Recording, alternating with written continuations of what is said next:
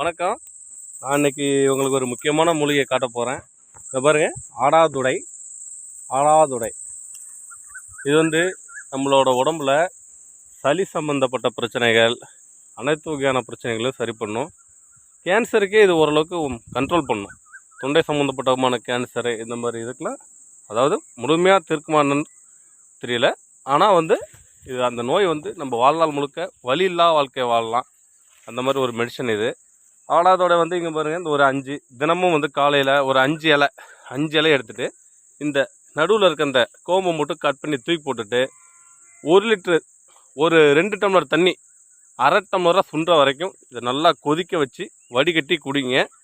உங்களுக்கு நுரையீரலில் இருக்க சளி அனைத்துமே வெளியே வந்துடும். சளி சம்மந்தப்பட்ட பிரச்சனைகள்லாம் உங்களுக்கு குறையிறதா நீங்களே பார்ப்பீங்க. எனவே நம்ம இயற்கையில் கிடைக்கிற இந்த மூலிகைலாம் நம்ம பயன்படுத்தணுங்க.